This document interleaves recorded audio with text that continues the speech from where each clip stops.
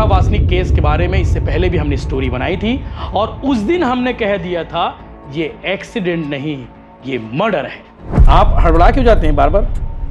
अरे मिस्टर सुनिए, आपके ऊपर बार बार आरोप लगाया जाएगा, आपको छवि खराब किया जाएगा। तो आदमी चिल्ला के बात नहीं करेगा तो क्या करेगा? मेरे दोनों बच्चों को वहां पर रखे हैं, चार चार पांच बार ये लोग नौटंकी कर चुके हैं, तो हड़बड़ाएगा नहीं क्या? समझते नहीं है क्या? हुमर नहीं क्या आप? ये बहुत शातिर है, इतना शातिर है कि इसने मर्डर करने से पहले इतने सारे वीडियो यूट्यूब पर देखे कि मर्डर करने के बाद कैसे बचा जाए और किसी को कुछ पता भी न चले। दोनों बाहर निकलते हैं, शिषपाल के हाथ में लोहे का रॉड रहता है और लोहे के रॉड से उस घायल अवस्था में पड़ी बरखा पर ताबड़तोड़ प्रहार करता है। बरखा की मौत हो जाती है और उसके बाद बहुत खतरनाक टाइप की इसने प्लानिंग की और प्लानिंग करने के बाद अपनी पत्नी को मार डाला, सिर्फ इसलिए क्योंकि आदमी शराब के नशे में मारता था, इसलिए इसकी पत्नी इससे दूर रहती थी। क्योंकि ये आदमी अपने बच्चों के सामने अपनी पत्नी को मारता था, इसलिए इसकी पत्नी इससे छोड़कर चली गई थी। इन दिनों देश में, प्रदेश में, शहर में पति पत्नी के बीच विवाद, विवाद के बाद मारपीट, मारपीट के बाद कई जगहों पर मर्डर की खबरें भी सामने आ रही है। ये खबर आपको भी लगता होगा कि इस तरह की बहुत खबरें हो गई हैं। पति पत्नी के बीच में विवाद होता है, उसके बाद मर्डर भी हो जाता है। या तो पति पत्नी को मार डालता है या फिर पत्नी पति को मार डालता है। और कई जगहों तो कई केस में ये देखने को मिला है, पत्नी प्रेमिका के साथ पति को मार डालता है या फिर पति अपनी प्रेमिका के साथ पत्नी को मार डालता है। मतलब इस तरह के केस बहुत तेज़ी से बढ़ रहे हैं। पहले के मामले कुछ और होते थे, लेकिन अब ज़माना बदल गया है। लोग थोड़ी सी बात में भी गुस्सा कर लेते हैं और गुस्सा करने के बाद मारने काटने पर आ जाते हैं। जो कहानी आपको मैं बताने वाला हूं, बरखा वासनिक केस की कहानी। बरखा वासनिक केस के बारे में इससे पहले भी हमने स्टोरी बनाई थी और उस दिन हमने कह दिया था ये एक्सीडेंट नहीं, ये मर्डर है। दिल्ली राजरा पुलिस उस वीडियो को देखने के बाद केस को गंभीरता से ली और गंभीरता से लेने के बाद इस अंजाम तक पहुंची कि बरखा वासनिक को उसके पति ने ही मारा था, प्लानिंग करके मारा था और पूरी तैयारी के साथ ही मारा था। किस तरह से तैयारी की उसने, ये सब मैं आपको आगे बताऊंगा।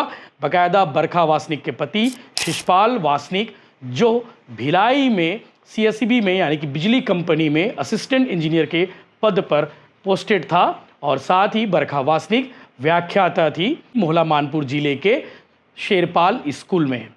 दोनों की शादी 2016 में हुई थी, 2 छोटे छोटे बच्चे भी हैं। लेकिन इन दोनों पति पत्नी के बीच में ठीक से जमा नहीं, ठीक से पटा नहीं और आखिर में बरखा वासनिक को उसके पति ने मार डाला। मर्डर की कहानी बताएंगे आपको पूरी सिलसिलेवार, और कैसे मर्डर को एक्सीडेंट में कन्वर्ट करने की कोशिश में लगे रहे, ये बताने में लगे रहे कि ये मर्डर नहीं एक्सीडेंट है। पुलिस कुछ दिन तक यही मानकर चल रही थी, लेकिन मीडिया के दबाव, आईजी राम गोपाल गर्ग के निर्देश के बाद इस मामले की जांच बालोद पुलिस ने बहुत गंभीरता से की और गंभीरता से करने के बाद ये खुलासा हुआ कि बरखा वासनिक का एक्सीडेंट नहीं हुआ था, दुर्घटना में उसकी मौत नहीं हुई थी, उसे मारा गया था। कैसे मारा गया था ये पूरी कहानी आपको बताऊंगा। लेकिन जिस शख्स को आप देख पा रहे हैं स्क्रीन पर, शिषपाल वासनिक, ये बहुत शातिर है, इतना शातिर है कि इसने मर्डर करने से पहले इतने सारे वीडियो यूट्यूब पर देखे कि मर्डर करने के बाद कैसे बचा जाए और किसी को कुछ पता भी ना चले, खुद को कैसे सेफ रखा जाए। इसके लिए इसने क्राइम पेट्रोल की बहुत सारे एपिसोड देखे, यूट्यूब पर बहुत सारी क्राइम स्टोरी इसने देखी, इसके साथ साथ कई ऐसी सस्पेंस पिक्चर भी इसने देखी ताकि खुद को सेफ बचाया जा सके और इसका काम भी हो जाए। लेकिन कानून के हाथ लंबे होते हैं, ये आपको मालूम भी है।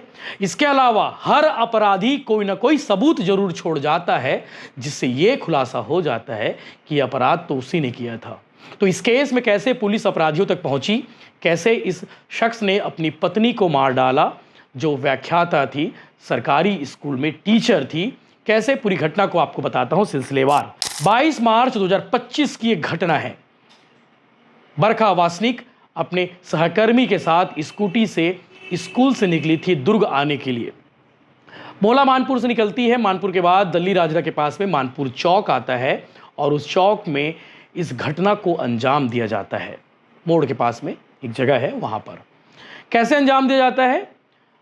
बरखा वासनिक के पति शिषपाल वासनिक और उसके साथ में था कयुद्दीन, भिलाई रामनगर का रहने वाला कयुद्दीन।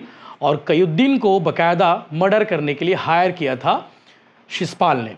60,000 रुपये में डील हुई थी कि बोलेरो गाड़ी को उसके ऊपर चढ़ाना है, महिला के ऊपर चढ़ाना है, यानी कि अपनी पत्नी के ऊपर गाड़ी चढ़ाने के लिए इस इंजीनियर पति ने 60,000 रुपये उसको दिए थे। सुबह पहुंच गया थी स्कूल के बाहर। स्कूल के बाहर पहुंचने के बाद बच्चों से पूछताछ की गई। बच्चों से पूछा कि बरखा मैडम कितने समय निकलती है, बरखा मैडम कितने समय स्कूल से घर जाती है। बच्चों ने बताया कि सर रोज़ 4 बजे जाती है, 4 बजे निकल जाएंगी। ये बाकायदा पहुंच जाते हैं स्कूल के रूट पर और बरखा का इंतज़ार करते रहते हैं उस जगह पर खड़े होकर। बरखा की स्कूटी आती है, स्कूटी थोड़े दूर, इन लोग भी रोड पर आते हैं। अचानक इनकी गाड़ी स्लो होती है, बोलेरो स्लो होती है और बोलेरो जब स्लो होती है, बरखा की गाड़ी सामने आती है, बोलेरो पीछे से अपनी गाड़ी स्पीड पर ले जाता है और उसे पीछे से ठोकर मार देता है। बरखा दूर जा गिरती है और वहाँ पर तड़पती रहती है अपनी सहेली के साथ में, अपनी सहकर्मी के साथ में। बरखा को घायल देख ये निकलता है बाहर गाड़ी से, चूँकि शिषपाल भी उस कार में सवार था और उसके साथ कयुद्दीन जो कार की ड्राइविंग सीट पर था, जो कार पर बैठा हुआ था। दोनों बाहर निकलते हैं। शिषपाल के हाथ में लोहे का रॉड रहता है और लोहे के रॉड से उस घायल अवस्था में पड़ी बरखा पर ताबड़तोड़ प्रहार करता है। बरखा की मौत हो जाती है और उसके बाद ये दोनों उस जगह से 9-2-11 हो जाते हैं। एक्सीडेंट का रूप देने लगे इन लोग, बोले कि सड़क हादसे में उसकी मौत हो गई। घर वालों को फ़ोन आया, घर वाले पहुंचे, घर वालों को यही बताया गया कि गाड़ी आई बोलेरो, उसने अपनी ठोकर मार के चली गई। घर वालों को शक था। शक इसलिए था क्योंकि बरखा वासनिक के पति शिषपाल लगातार उसे प्रताड़ित कर रहा था। शादी 2016 में हुई थी। शादी के कुछ दिन तक इनके बीच में सब कुछ ठीक ठाक था। उसके बाद बरखा अपने बच्चों को लेकर मायके चली आई थी और वापस नहीं जाना चाहती थी, लेकिन बरखा वासनिक के पति शिषपाल लगातार उसे प्रताड़ित करता रहा। इस बीच में कई बार मारपीट हुई, कई बार बहस हुई, मायके में बहस हुई, मायके में मारपीट हुई। इसके बाद कई अलग अलग जगह पर, पब्लिक जगहों पर भी इसके साथ मारपीट हुई। क्योंकि बरखा की सिस्टर हमारे यहाँ भिलाई टाइम्स में दफ्तर में आई हुई थी, उन्होंने अपना इंटरव्यू दिया था। उस इंटरव्यू को भी आप थोड़ा सा देखेंगे, वो पार्ट देखेंगे जिस वजह से उन लोग कह रहे थे कि ये मर्डर है। बरखा की बहन प्रियंका ने बताया था कि कई बार रेलवे स्टेशन में, कई बार बस स्टैंड में और ऐसे कई जगहों पर उसने खुलेआम मारपीट की थी और इसीलिए उन्हें शक था शिषपाल पर।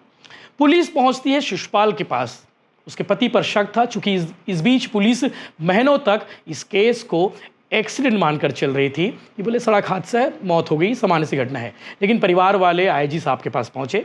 आईजी राम गोपाल गर्ग बहुत गंभीर अफसर है, बहुत संवेदनशील अफसर है। पूरी बात को उन्होंने सुना, संवेदनशीलता के साथ उन्होंने सुना, कंप्लेन लिया और कंप्लेन लेने के बाद बालोद एसपी को ये कंप्लेन कॉपी भेजी गई। कहा गया कि ये मामला गंभीर है, इसकी जांच करनी है बहुत गंभीरता से। बालोद पुलिस जांच में जुटती है और उसके बाद सबसे पहले शिषपाल को बुलाया जाता है। और उससे पहले आपको मालूम होगा, हमने जब उससे शिषपाल से बातचीत की थी, शिषपाल हड़बड़ा रहा था, शिषपाल घबरा रहा था और उसी दिन स्पष्ट हो गया था कि इस आदमी ने मर्डर किया है अपनी पत्नी का। शिषपाल से पूछताछ की जाती है। शिषपाल कहता है कि साहब उस दिन तो मैं दुर्ग में था, आप मेरा मोबाइल लोकेशन चेक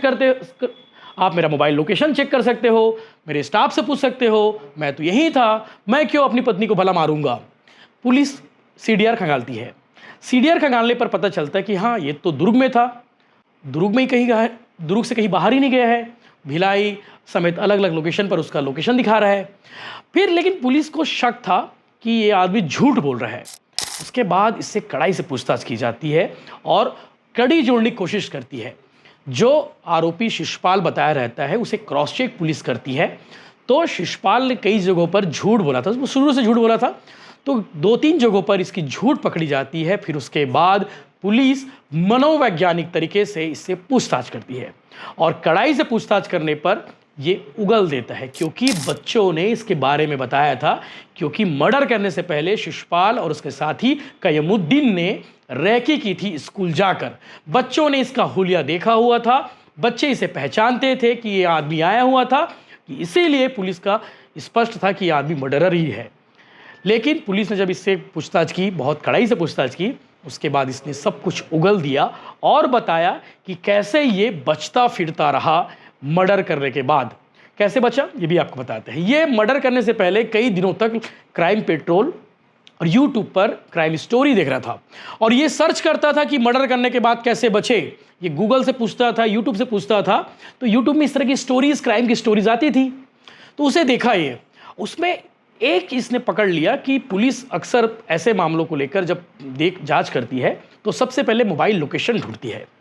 तो इसने, इस होशियार इंजीनियर ने क्या कर रखा था, अपनी पत्नी को मारने से पहले 22 मार्च को घटना हुई है, तो 21 मार्च को इसने अपने ऑफिस में अपने स्टाफ को 2 लोगों को हायर किया।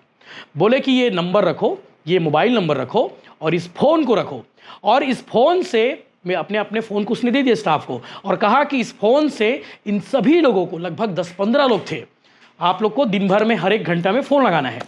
22 तारीख को, जिस दिन ये घटना को अंजाम देने गए, 21 तारीख को मोबाइल छोड़ दिए।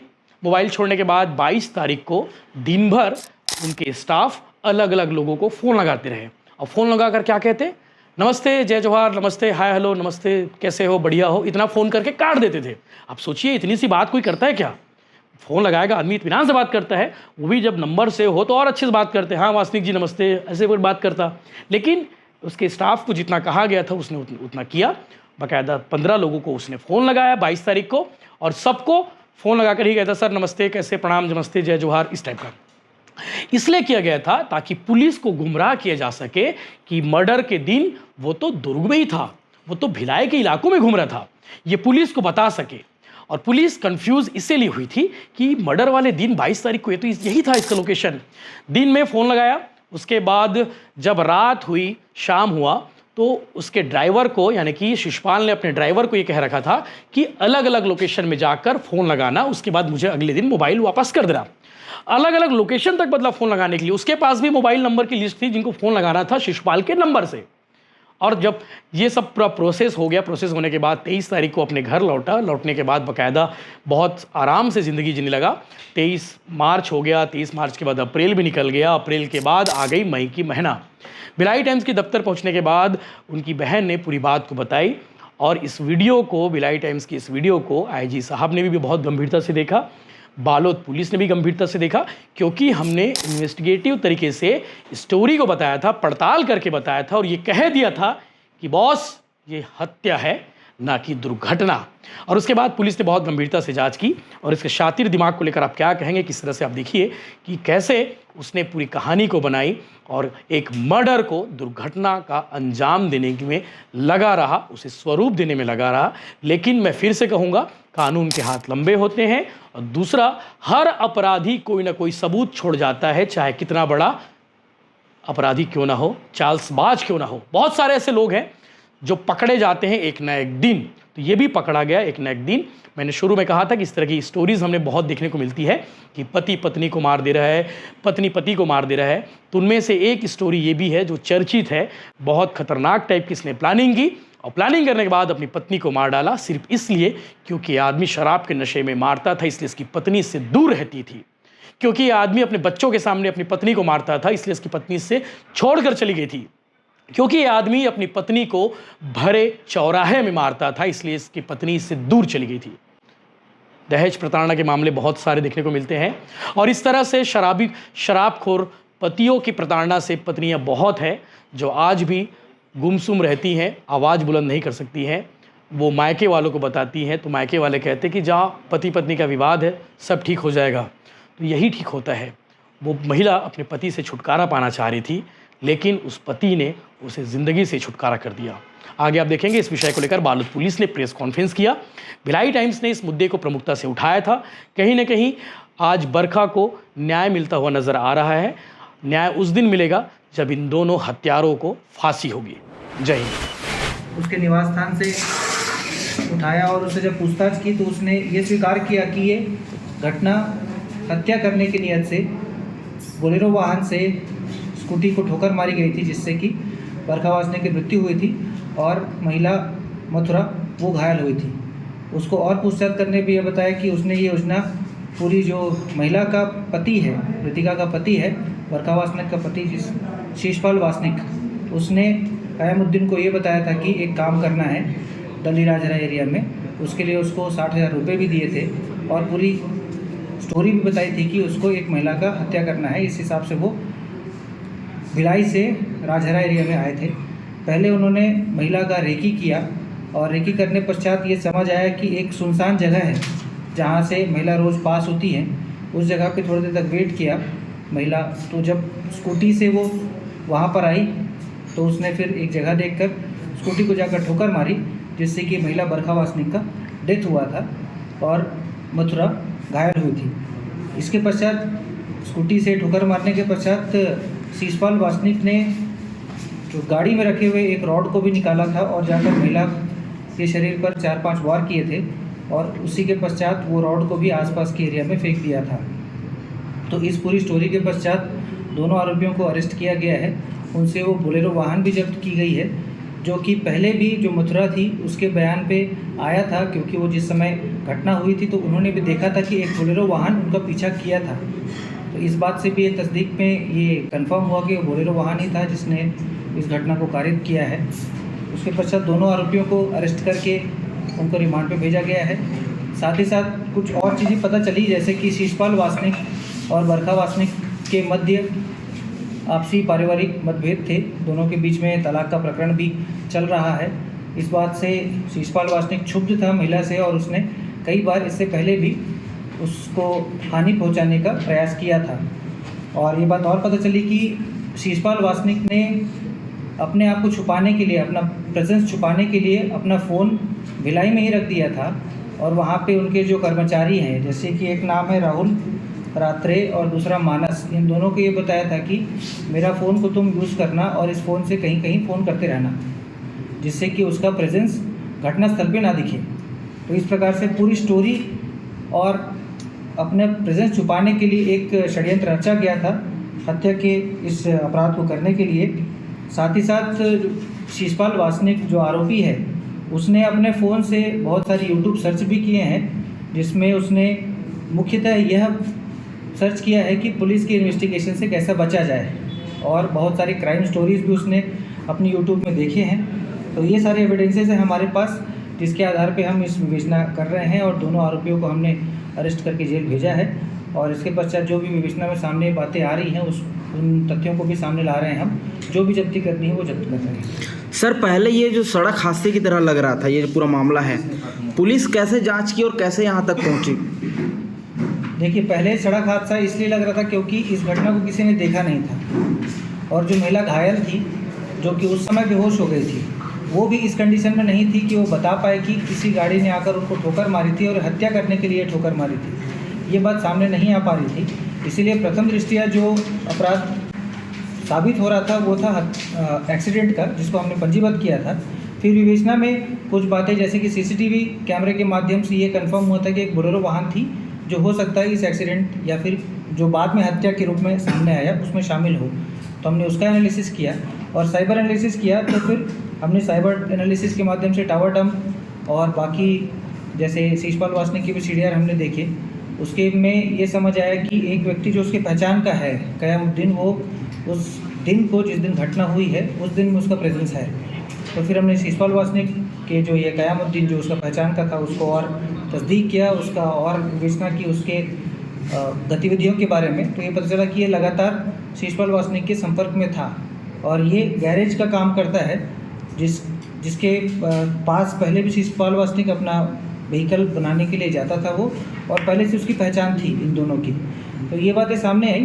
फिर हमने जब ये कंफर्म हो गया कि कयामुद्दीन इस जगह पे था जिस दिन घटना हुई है, उसको उठाने के बाद फिर उसने पूरी बातें हमको बता दी। दोनों आरोपी का पहले कुछ रिकॉर्ड सर, आपराधिक रिकॉर्ड, मतलब पहले कुछ नहीं, दोनों का भी आपराधिक रिकॉर्ड हमारे सामने नहीं आया। सर, मेरा 2 सवाल है सर। पहला सवाल ये है कि जो आरोपी पति हैं, क्या उसने कयामुद्दीन को बताया था कि उसकी पत्नी को मारने के लिए जाना है? और दूसरा सवाल ये है सर कि जैसे पोस्टमार्टम रिपोर्ट में ये स्पष्ट हो जाता है कि मौत किस वजह से हुई है, जैसा कि इसमें लिखा है सर कि ठोकर मारने के बाद में उसको रॉड से मारा गया है तभी उसकी मौत हुई है। सर, पोस्टमार्टम रिपोर्ट में क्या कुछ निकल के सामने आया सर? देखिए, 2 क्वेश्चन पूछा आपने। पहला तो शीशपाल वासनिक क्या पहले कयामुद्दीन को बता दिया था, तो ये बात सामने आई है कि कयामुद्दीन और शिशपाल वासनिक दोनों प्लान के करने के पश्चात वो भिलाई से निकले थे। यहाँ वो लोग जो घटनास्थल है वहाँ पे लगभग 8 बजे के आसपास पहुँच गए थे। वहाँ पे उन्होंने एक जगह जाकर आराम किया है उन्होंने। फिर उसके बाद स्कूल में गए हैं, स्कूल में जाके पूछा है कि किस टाइम पे छुट्टी होती है। उस समय तक वो मतलब सुबह से लेकर शाम तक वो वेट ही कर रहे थे कि कब वो महिला वापस स्कूल छूटने के पश्चात इस सुनसान इलाके में आएगी और वहाँ पे हम लोग इस हत्या को कारित करेंगे। तो एक प्लानिंग इन लोगों का था पहले से और दोनों जान रहे थे। और एक महत्वपूर्ण बात ये भी है कि जब गाड़ी चला रहा था उस समय कयामुद्दीन ही गाड़ी चला रहा था, ठीक है। उसने ही ठोकर मारी शिशपाल वासनिक के बोलने पे। तो दोनों आरोपी इक्वली आरोपी हैं इसमें।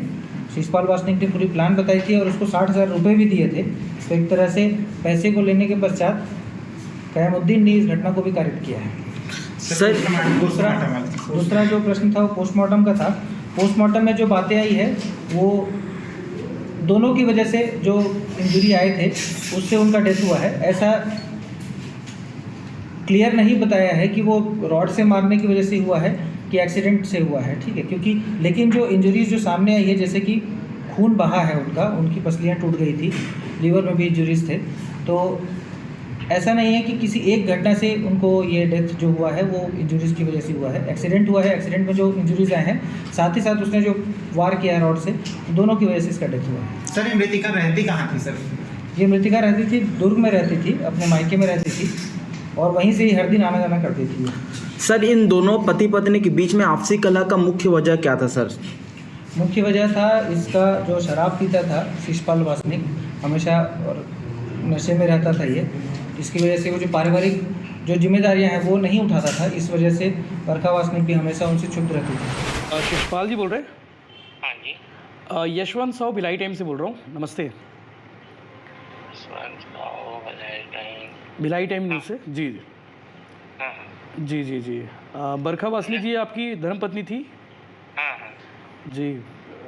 कैसे हो गया उनका? कुछ एक्सीडेंट हो गया जो बता रहे हैं? आपको क्या है बताइए। हेलो, हाँ बताइए। मैं आपसे बहुत आराम से बात कर रहा हूँ, आप आराम से बात करिए। मैं बस पूछ रहा हूँ कि कुछ जानकारी है कि नहीं कुछ? मालूम है ना भाई, मालूम है, बताएंगे ना। जी, रोड एक्सीडेंट हुआ था ना? हम्म। अच्छा। लेकिन परिवार वाले आरोप लगा रहे कि मर्डर हुआ है।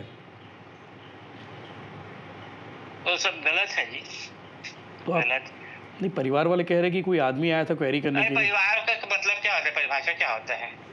परिवार की परिभाषा होती है, माँ होती है, बहन होती है, पति होता है, बच्चे तो होते हैं। हमारे हाँ तो हम बोल रहे हैं ना उन लोग वो हम नहीं किए हैं करके, क्या नहीं किए हैं? वो आरोप लगा रहे हैं ना। हाँ, आरोप तो लगा रहे हैं, आपके ऊपर ही लगा रहे हैं। आपके ऊपर आरोप लगा रहे हैं, इसलिए मैं आपको फ़ोन करके पूछ रहा हूँ, आपका भी पक्ष ले रहा हूँ कि उस दिन 22 मार्च 2025 को आप कहाँ थे? मैं भिलाई में था जी। भिलाई में था। वो आपके ऊपर ये आरोप लगा रहे हैं कि उस दिन क्वेरी हुई है, मतलब रैकी की गई है। और ये भी आरोप लगा रहे हैं कि आपने किसी को सुपारी भी दी थी। अच्छा जी। आप लोग के बीच रिश्ते ठीक नहीं थे क्या, पति पत्नी के बीच में? नहीं ठीक थे और बीच में डिस्ट्रीब्यूट हुआ था। जी। जी आप तलाक चाह रहे थे? वो तो बहुत 4 साल पहले की बात है जी। जी। 4 साल पहले, 3-4 साल पहले की बात थी जब हम लोग डिस्ट्रीब्यूट हुआ था तब की बात। आपको मालूम है नहीं इस केस में एक नया मोड़ आ गया है? नहीं मालूम कुछ मेरे को। पुलिस इस मामले की जांच नए सिरे से करने वाली है। हाँ हाँ वो मालूम। रोड एक्सीडेंट अब तक तो सबने देखा रोड एक्सीडेंट हुआ है, लेकिन अब पुलिस घर वालों के आरोप पे, घर वालों की शिकायत पे, घर वालों की डिमांड पे ये कह रही है कि इस मामले की जांच नए सिरे से की जाएगी। मालूम है मालूम। जी जी जी जी। तो आप भी चाहते हो कि आपकी पत्नी को न्याय मिले? ये जो है वो तो सामने आ जाए ना भाई, उसमें क्या है। जी। नहीं, हम ये देखो, ये तो कह रहे हैं मर्डर आपने किया है, ऐसा करके इनका कहना है। लेकिन मैं तो नहीं कह रहा हूँ कि मर्डर आपने किया है, मैं कह रहा हूँ जो मर्डर जिसने भी किया हो वो सामने आ जाए, पता चल जाए। तो आप भी चाहते हैं ना यही कि अगर एक्सीडेंट है तो एक्सीडेंट तो पता चल जाएगा एक्सीडेंट है करके। आप कहाँ से बात कर रहे हैं वैसे? मैं भिलाई से बात कर रहा हूँ, न्यूज़ से, अपने ऑफिस से बात कर रहा हूँ। हाँ जी जी। तो वही आपका पक्ष लेने के लिए फ़ोन लगाया मैंने कि आपके ऊपर ये आरोप लगाया जा रहा है कि मैं बताऊं, मेरी एक बार और किसी ने लगाया था और जबरदस्ती ना मेरे पर एलिगेशन लगा के बदनामी करने की कोशिश करते हैं। यहाँ पर मीडिया वाले लोग ना जबरदस्ती ना नौटंकी छाप कर रहे हैं, बस कुछ नहीं कर रहे हैं। देखिए, हमारे पास इतना टाइम नहीं किसी की नौटंकी छापे। हम उनके परिवार वाले आए हैं, उनकी बड़ी बहन आई हैं, उनके माता पिता लोग आए हैं जो भी है, मैं वो नहीं बोल रहा हूँ जी। और हमारा काम है, देखिए अगर नौटंकी करना होता। आपका क्या काम है? हम देखिए आपको मैं इतना ही बोल सकता हूँ, मेरे को जबरदस्ती उछाला जा रहा है, जी। जबरदस्ती बदनाम किया जा रहा है जी बिल्कुल, कोई दिक्कत मैं इतना ही कह सकता हूँ। बिल्कुल। इसीलिए देखो, नौटंकी करनी होती, आपको बदनाम करना होता तो हम मैं आपको क्या बोल रहा हूँ, आपको हिंदी समझ आती है? मैं इतना ही बोल रहा हूँ कि मेरे को जबरदस्ती बदनाम करने के लिए क्या बोलते हैं, बातों को उछाला जा रहा है। इसलिए एक वीडियो भी वायरल किया गया था। और भाई उसे हाँ भाई देखिए, हमारे घर में भी बस क्या हम प्रॉब्लम आया था, बहुत ज्यादा प्रॉब्लम आता देखो, उन्होंने अपनी बेटी खोया है, उनके परिवार की एक बेटी का मौत हुई है, तो वो चाह रहे कि उसको न्याय मिले, और इसीलिए आज हमारे पास आया। और हम आपके ऊपर आरोप लगा है, तो हम जो मीडिया का धर्म होता है कि दोनों पक्षों का प्रॉपर उतना ही पक्ष लिया जाए जितना आया है, जो आरोप लग रहे हैं आपके ऊपर। इसलिए मैंने आपको फ़ोन लगाया है कि भाई आपके ऊपर आरोप लग रहे हैं। ताजमहल मेरा करके मैं बोलते जाऊंगा जी, और ताजमहल मेरा हो जाएगा क्या? नहीं तो ये देखिए, ये इनका कहना है कि भाई आप उनके पति हैं, बरखा जी के, जो इस दुनिया में नहीं रही। आप पति है ना, उसे तो मानना पड़ेगा ना, पति है आप, तो शादी की आप।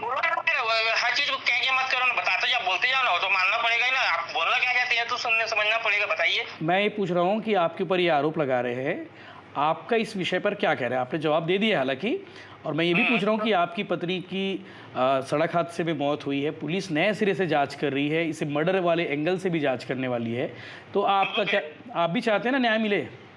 हाँ, बस मैं यही चाह रहा था। ठीक है, आप हड़बड़ा क्यों जाते हैं बार बार? अरे मिस्टर सुनिए, आपके ऊपर बार बार आरोप लगाया जाएगा, आपको छवि खराब किया जाएगा, तो आदमी चिल्ला के बात नहीं करेगा तो क्या करेगा? मेरे दोनों बच्चों को वहां पर रखे हैं, 4-4, 5-5 बार ये लोग नौटंकी कर चुके हैं, तो हड़बड़ाएगा नहीं क्या? समझते नहीं है क्या? ह्यूमन नेचर आप? नहीं, ह्यूमन नेचर समझता हूँ। अगर आप गलत नहीं तो आप गलत नहीं है तो आपको घबराना भी नहीं चाहिए। घबराना भी चाहिए बार बार कि किसी को, अरे यार किसी को इस बात को आप समझ नहीं पा रहे हैं, बार बार किसी को वैसे किया जा रहा है तो उसके घर में भी डोमिनेशन आ रहा है। एक तो उसके बच्चे लोग नहीं है दोस्त, है ना? सुनिए, बहुत ध्यान से सुनिए। एक तो उसके बच्चे भी नहीं है और उसको परेशान किया जा रहा है, तो आदमी किसके लिए जीता है भाई इंसान? परिवार बार बार होता है ना, तो उस परिवार ने अपनी बेटी को खोया है, तो वो चाह रही कि न्याय मिले उसकी बेटी को। तो आपको कितने बार बोल, तो मैं मना कर रहा हूँ यार, मत मिले करके बोल रहा हूँ यार। हाँ, मैं वही सुनना चाह रहा हूँ, आप इस पे कोऑपरेट कर रहे हैं ना, ये सब चीज़ों को लेके? क्या कोऑपरेट कराना चाहते हैं आप? क्या कहना क्या चाहते हैं ये तो बताएं। क्या मैं देखो, मैं ना वकील हूँ। बंदा भी ऐसे ही बोला, अब करना क्या चाहते हैं ये तो बताएं। मैं ना वकील हूँ, ना मैं जज हूँ, ना मैं पुलिस वाला हूँ। पुलिस अपनी जांच करेगी। मैं आपका पक्ष लेना था, मैं एक पत्रकार हूँ, तो आपका पक्ष लेना मेरा धर्म है, तो मैंने आपका पक्ष लिया है। क्या है दोस्त? देखो यार दोस्त जी, बताइए बात क्या है। ये लोग जबरदस्ती ना बात को ना मतलब न्याय लेना बहुत अच्छी बात है, लग रहा है उसको, क्योंकि कुछ सिम्टम ऐसे लगा, क्योंकि मैं भी उधर गांव तरफ गया था, है ना? उस दिन गए थे? उस दिन नहीं रे भाई, बाद में पता करने के लिए क्या हुआ ऐसे करके पता करोगे कि उन लोग से जब मुलाकात किया तो बाद में जी। 22 मार्च से पहले गए थे कि 22 मार्च के बाद गए थे? 22 मार्च के बाद यार। ये 28-29 तारीख को दो लोगों को पता किया, तो ऐसे मेरे को भी लगा क्या है यार, कुछ हुआ क्या है इस टाइप का। तो नहीं, ऐसे नहीं जाना, नहीं से मतलब अच्छे से भी समझ भी नहीं आया। हाँ, तो वही इसलिए बैठे हम लोग, समझाने के लिए बैठे हैं कि मामले को समझना चाह रहे हैं हम लोग भी, और पुलिस भी अब इस मामले को नए सिरे से समझने वाली है। ठीक है, बहुत अच्छी बात है। मैंने न्यूज में पढ़ा है जी, न्यूज पेपर में आया था कि ऐसे ऐसे होगा करके जी नया मामले में करेंगे करके, तो ठीक है, अच्छी बात है बोला मैं जी। अच्छा, कम से कम कोई चीज को समझ आएगा ऐसे करके। उसमें वो न्यूज अपनी जगह में अच्छा है कि, लेकिन एक वीडियो वायरल किए थे जिसमें जबरदस्ती अपने को इसीलिए मैंने अभी वीडियो बन रहा है, अभी वीडियो बना रहा हूँ मैं, इंटरव्यू चल ही रहा है, उनकी बहन आई हुई हैं और इसीलिए ऑन कैमरा मैं आपसे बात कर रहा हूँ ताकि आपका भी पक्ष आ जाए इस मामले में, ठीक है? तो हमारा पक्ष क्या पक्ष आएगा यार? आपने दे दिया है, आपने अपना पक्ष दे दिया है। मैंने एक वीडियो में हम तो उसको मिलने भी गया था भाई, मैं उस आदमी से, जी उस जी आदमी पर दिखाने के लिए भी बोला, देखो भाई मैं यहाँ पर रहता था, यहाँ पर सभी आदमी को पूछ लो, ये घर है, यहाँ पर स्कूल में पढ़ाते थे, हम बच्चे लोग को रखते थे, हम लोग ऐसे रहते थे यार, ऐसे करके। तो उसने कुछ नहीं देखा ना, आए देखा ना बाएं देखा, अब जबरदस्ती यार, मतलब नहीं, देखिए हमारा काम है आपसे पक्ष लेना था, हमने आपका पक्ष, हमको तो मालूम है भाई क्या है, ठीक है? और आप हेलो, ठीक है, चलिए, ठीक है, हेलो।